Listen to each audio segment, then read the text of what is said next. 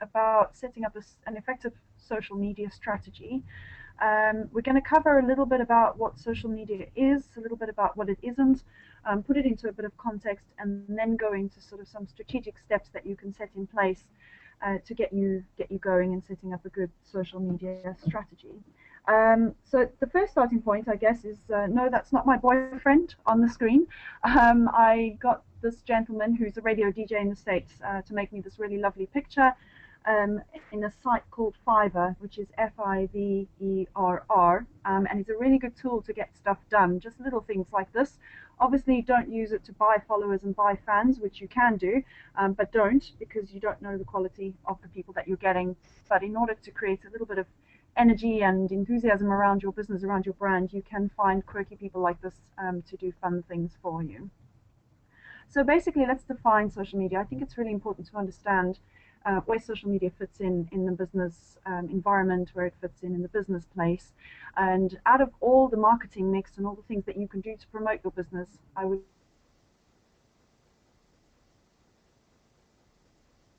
say that social media is probably most closely related, like advertising in the metro. So you put your ad in the day before, you see it in the morning. By the time the Evening Standard comes out, your ad has probably got you get. So advertising is very measurable and quite instantly as well. Whereas social media is a little bit more touchy-feely than that, a little bit more like PR in that it's about raising your brand, it's about showcasing who you are to the public.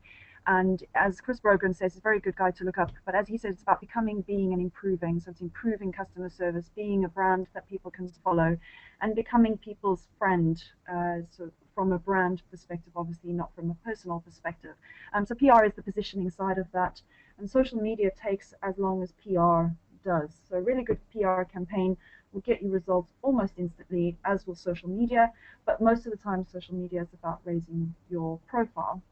So really importantly to notice, social media is not marketing. A lot of people actually call it social media marketing, social media networking. It's neither of those things, and it's actually all of those things.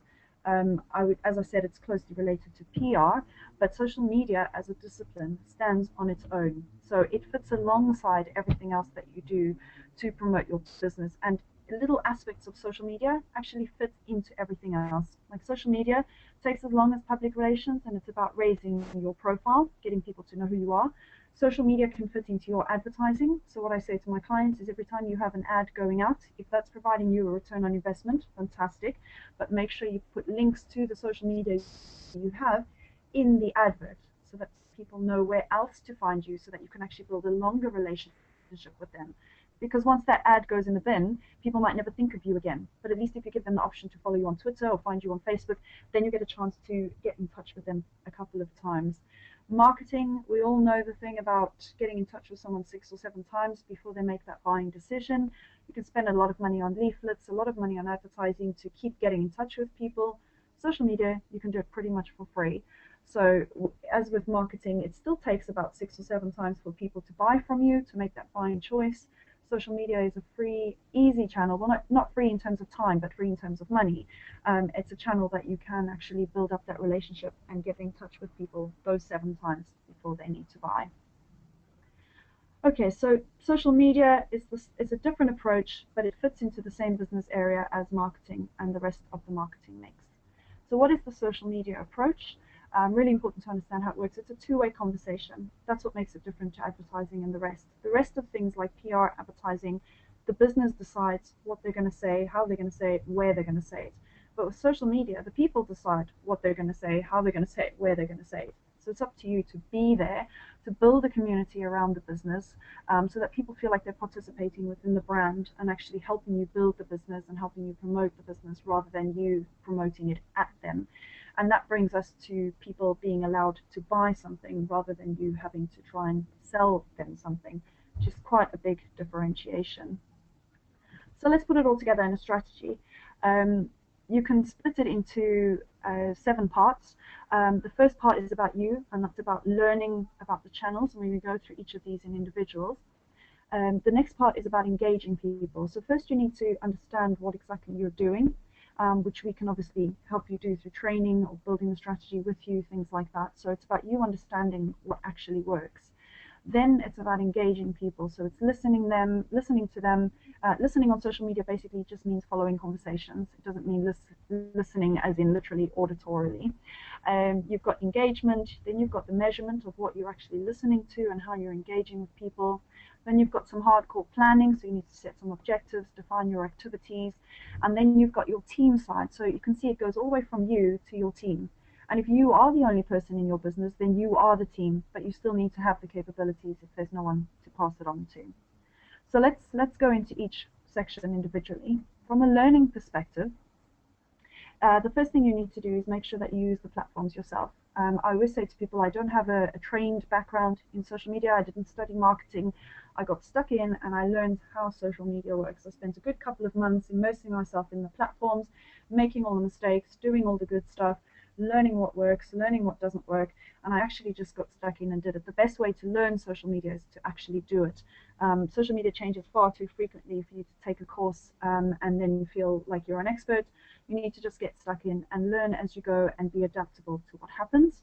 You also need to read through some case studies. I recommend looking at both good case studies and bad case studies. Look for the brands that have done it wrong. Let them have spent the big bucks to make the mistakes and make the errors. And then you can learn from their things that they've done wrong. So you just go onto Google and type in case studies on social media gone wrong or bad social media case studies. Look for the big brands, see what they spent, how they spent it, and where they went wrong. And then on the flip side of that, also look for the good case studies as well, so you can see where brands are doing it right to get some ideas. And the other important thing as well, it's not only about doing social media and learning how to do it yourself, it's looking out for trends as well.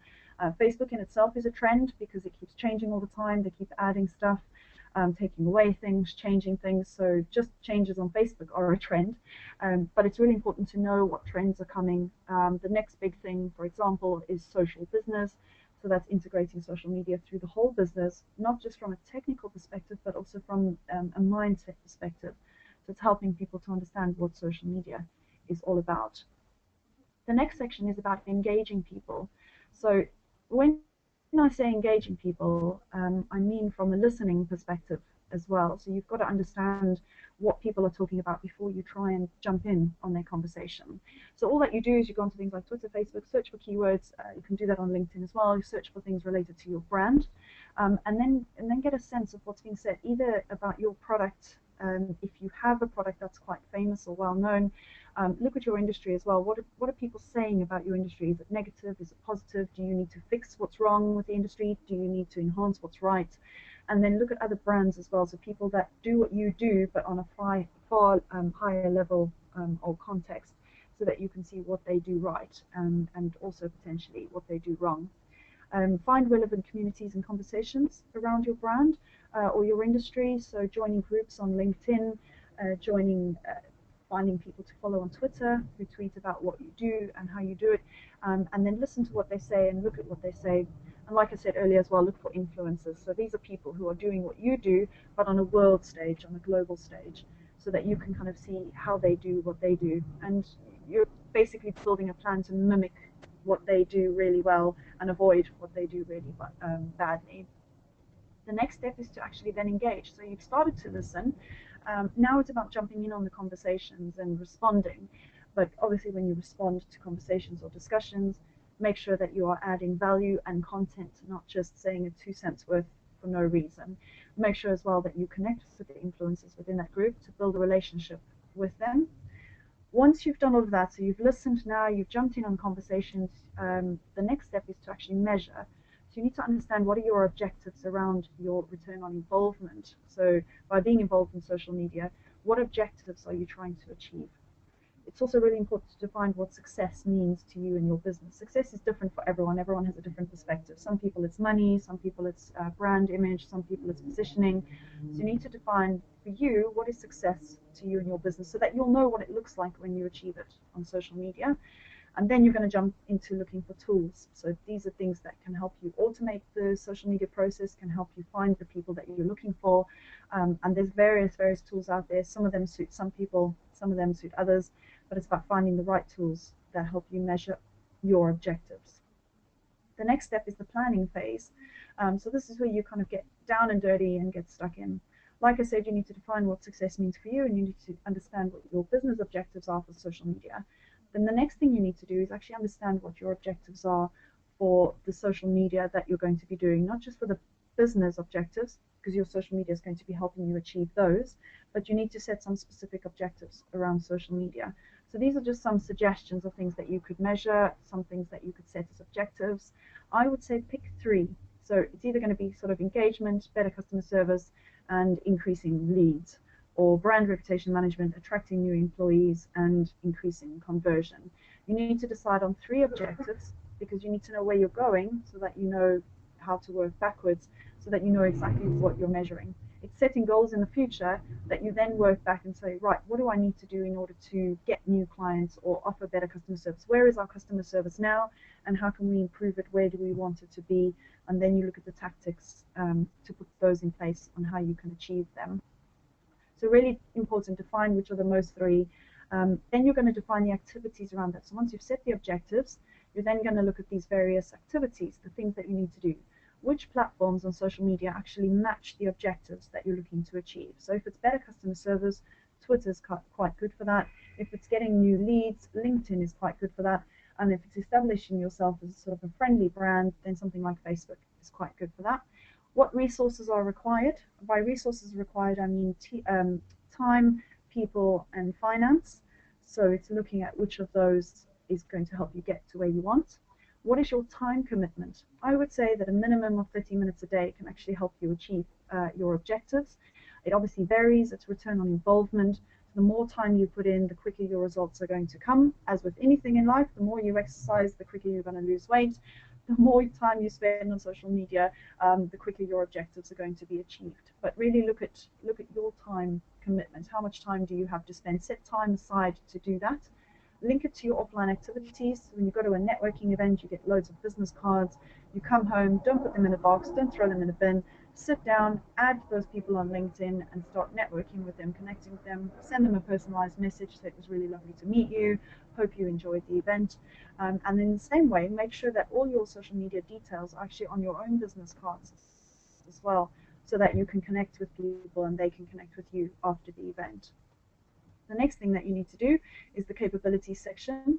So this is the section where I spoke about team. So if it's just you in your business, then you are the team. What you need to do is, if you have a team that's wider than yourself, you need to look for internal champions. So these are people that really love social media. I'm very against forcing someone to do Twitter who hates Twitter. I've had a client in the past who said, the first thing he said to me was how much he hated Facebook, and literally he used those words. So I said to him, it's a good thing we're doing it for you then, because we do actually manage people's accounts if they don't have the inclination or the time to do it. And I was proven in point, because the moment I let him loose on Facebook, the things that he did took me 3 hours to fix. So I said he's never allowed to touch Facebook again. So it's really important to find people who actually love using the platform. So my advice is, if you don't like using it and you just really can't be bothered from a real dislike perspective, then find somebody who does like it to do it for you. The thing with social media is that it's very authentic, and if you're not engaged in it and not happy about what you're doing, that will come across, because you'll do it sporadically, so you won't do it very often. And the worst thing you can do is to do social media sporadically. If you do it, you need to do it full on. The next thing you need to do is look at training. So does your team need training? Do you need the train themselves? We train them if they want to do it themselves, if they don't want to get somebody else to do it for them. But my prerequisite for that is, like I said at the top, that you need to actually like what you're doing, because I'm not going to train people who hate it, because that's going to be a waste of their time and my time. Like I said at the start, you need to look for trends. Where are the platforms going? What's currently happening that's going to affect what you do on a daily basis? We review everything we do every 3 months and then implement the changes, whether that's for our clients, for ourselves. Every 3 months, we implement the next set of changes that need to keep up with the trends that are happening, or the platform developments. So, for example, Facebook has just recently added an offers program. So that means now for the next 3 months, we need to assess with our clients what kind of special deals can they offer to their network, to their community, the community that they've built around their business. The next thing you need to do is give yourself a trial period. And what I mean by that, and your team as well, is set a sort of a 1 month to 3 month trial period. Give it a go for at least 3 months. Don't just do a couple of updates and then say this doesn't work. At least give yourself 3 months of doing exactly the same thing, and then you can judge whether it works or not. We found sometimes that with clients, they've inched past that 3 month point, and literally in the first week of the fourth month, they've got their first sale, which has suddenly made it all worthwhile. And obviously, some clients have got their first sale within the 2 weeks, but they've got a bigger brand. People know who they are. So give yourself a trial period to really understand it, learn about it, and do it. And I would say 3 months is quite a good time for that. Then the next thing you need to do is have responsible transparency. What I mean by that is, like I said, social media is all about being authentic and being yourself. Be transparent about your business, about what you're doing, who you're helping. Obviously, don't break any confidentiality clauses. If you've signed a non-disclosure agreement with your client, don't break that on social media. What goes on social media stays on social media. It is publicly visible, but it's about being responsible for how authentic you are and how transparent you are about your business workings. I say to my clients, if you're having a bad day, seek support from your network. Say to people, I'm having a bad day. Can anybody help? Can anybody send me any funny videos to cheer me up? If you're having a great day, share that with your clients. Social media keeps you very authentic. People know when you are BSing them, basically. So it's all about being yourself, people by people. I say that in my seminars all the time, people by people. And it doesn't matter what product or service you have, it's going to be pretty much the same as any other company who does that from a product and service perspective. The important thing is to be yourself, because people will buy you at the end of the day. And also sticking to sort of the old-fashioned traditional things like offline networking is still really important, because people really get the measure of who you are when they meet you in person. So definitely keeping the responsible transparency is really quite important. And that brings us to a steaming close. So just wrapping it up, remember to engage, to listen to people, then build your objectives. So once you understand the platform, and you understand how people are using the platform, the things that they're saying, get in a few conversations, network a little bit online, let people know the real you. Don't try and hide behind a facade of everything's perfect all the time, because it's not. As a business owner, we have up days, we have down days. It doesn't make us any less human. Connect with people, then build your strategy. So review your objectives. What is it that you're trying to achieve from a business perspective and from a social media perspective? And then work your way down into your tactics. So which platforms are you going to use? Which platforms suit your target market? Don't try and use the platform that your target audience are not even using, because then you're just going to struggle and it's really not going to work. Use the platform that they are using. If you're not comfortable with the platform that they're using, for example, if they're using Facebook and you really don't like Facebook, then find another company who can do it for you, or train to find the love, basically. And then after that, look at the measurements. So what are you measuring? In order to know what you're measuring, you need to know what it is that you're trying to do. And then look at a calendar of content planning. So what value can you add? How often can you add it? And when are you going to do it? Try everything for at least 3 months, so that you know when something does or doesn't work, and then change your tactics after that 3-month period. And if all else fails, if you're still not sure what to do, you really need help planning a strategy, or if you just really don't want to do it yourself, then definitely give us a contact, and we can talk about how we can help you. My contact details are on the page, and that brings me to the end. So feel free to socially stalk me, as I say to people. Connect with us, send me an email with any questions that you have. And it's back to Arthur. Thank you very much.